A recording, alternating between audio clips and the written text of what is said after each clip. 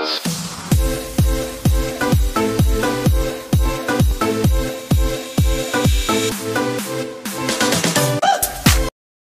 guys, berjumpa lagi kita. Sebelum mulakan kelas hari ini, jom kita tengok video ni dulu. Video ini menunjukkan sebuah kenderaan yang sedang bergerak di atas jalan raya. Pernah tak kamu terfikir, apakah bahan yang digunakan untuk membuat tayar kenderaan? Tak kisahlah tayar lori ke, bas ke, traktor ke, ataupun tayar basikal. Pernah tak kamu terfikir diperbuat daripada apa? Yes, that's right. Tayar diperbuat daripada getah. Kalau kamu ingat apa yang kita dah belajar dalam kelas yang lepas, sifat semula jadi getah asli adalah lembut dan tidak tahan haba. Jadi, persoalannya, adakah tayar kenderaan yang dihasilkan ini sesuai untuk penggunaan di jalan tar ataupun jalan raya di Malaysia ni yang sangat panas? Betul. Sudah pastinya tak sesuai kan? Agak-agak kurang lah kalau tayar kenderaan yang digunakan atas permukaan jalan raya yang panas tu atau salu-salu getah yang kita gunakan dalam enjin kenderaan tu diperbuat daripada getah asli. Agak-agak apa jadi confirm lah jadi lembik. Lama-lama boleh jadi cair kan? Jadi, ini yang kita nak rungkaikan hari ini. Kita nak tengok bagaimana sifat getah asli dapat dipertingkatkan untuk menjadikannya sebagai bahan yang sesuai bagi membuat pelbagai jenis barangan. Inilah yang kamu kena tahu. Seperti yang cikgu dah janjikan, hari ini kita akan belajar tentang pemvulkanan getah yang masih lagi dalam topik 9.3 iaitu polimer.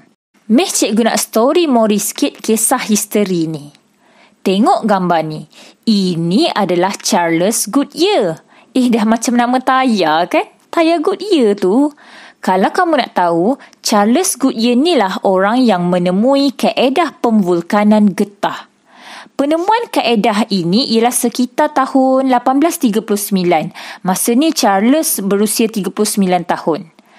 Kisahnya, apabila Charles memanaskan satu campuran getah asli dengan 1% hingga 3% sulfur mengikut jisim, maka dari sini Charles dapat melihat perubahan sifat getah asli daripada yang asalnya tak tahan haba menjadi lebih tahan terhadap haba.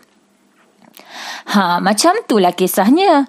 Patutlah tayar Goodyear ni lebih mahal berbanding brand lain kan? Mungkin sebab nama Goodyear ni sendiri dan juga kualitinya. Okey, jom kita kaji apakah pemvulkanan getah. Daripada kisah tadi, dapatlah kita mengkonsepsikan maksud pemvulkanan getah. Jadi, maksud pemvulkanan getah ialah proses pemanasan getah bersama dengan sulfur. Bagaimanakah proses pemvulkanan ini dilakukan?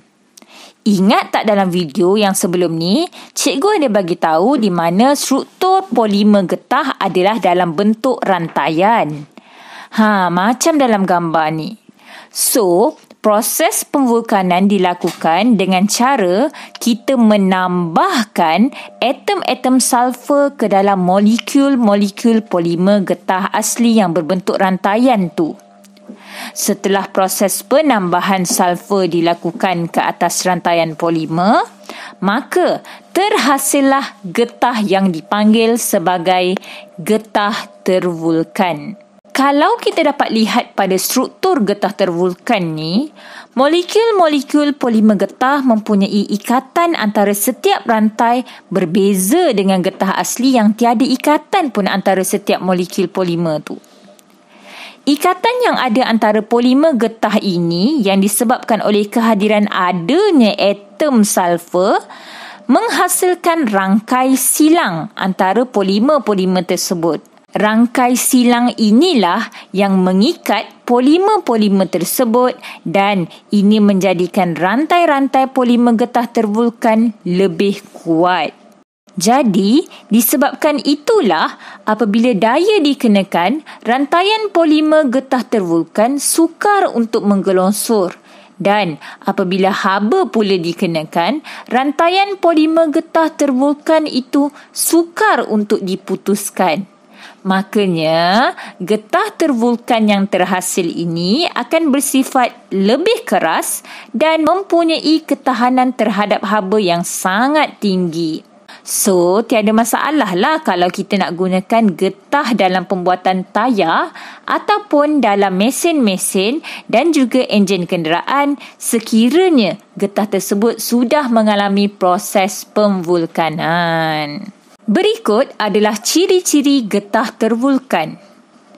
Lebih kuat, keras dan kenyal, lebih tahan terhadap haba, tidak telap terhadap cecair dan udara, tidak bertindak balas dengan asid atau alkali, tidak mudah teroksida di udara dan sebagai penebat elektrik yang baik. Berikut pula adalah gambar contoh-contoh barangan yang diperbuat daripada getah tervulkan. Tayar kenderaan, sarung tangan tebal dan tapak kasut. Ini pula gambar sebuah kereta yang menggunakan getah tervulkan untuk pelbagai kegunaan. Sebagai paip penyaman udara, paip radiator, penapis udara, tayar, getah pelindung pintu, pelekat pintu, pelekat tingkap dan bilah pengilap cermin. Jadi, memandangkan penghasilan barangan berasaskan getah sudah semakin banyak, secara tak langsung ini telah menyumbang kepada peningkatan dalam bidang ekonomi negara. Di Malaysia, getah sebagai salah satu komoditi utama. R&D terhadap getah juga sentiasa dilakukan oleh Lembaga Getah Malaysia untuk meningkatkan potensi industri getah di masa hadapan. Dan yang terkini, beberapa penemuan baharu telah dihasilkan dengan mengaplikasi keistimewaan getah ini dalam bidang pembuatan dan juga pembinaan dengan lebih meluas. Inilah yang kita katakan sebagai teknologi terkini yang berasaskan getah. Antara teknologi yang dimaksudkan adalah yang pertama, asfalt terubahsuai getah bekuan ataupun kita panggil sebagai CMA, di mana ia digunakan sebagai konkrit asfalt untuk menurap jalan raya supaya jalan raya tu lebih tahan lama, lebih tahan haba, dapat mengurangkan bunyi yang bising dan akhirnya dapat mengurangkan keretakan jalan raya. Yang kedua, getah color. Getah color merupakan cat lukisan yang terhasil daripada lateks untuk kegunaan seni visual. Dan yang ketiga, pad landasan getah.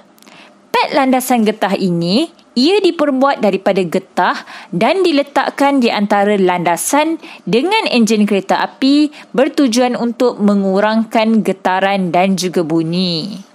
Wah, modifikasi getah daripada getah asli kepada getah tervulkan yang telah mengubahsuai sifat asalnya kepada ciri yang lebih baik ini sangat banyak manfaat kepada seluruh kehidupan kita. Sekarang kamu dah dapat banyak info kan tentang pemvulkanan getah ni? Okey, sekiranya kamu rasakan video ni bermanfaat, boleh tekan button share untuk perkongsian ilmu bersama.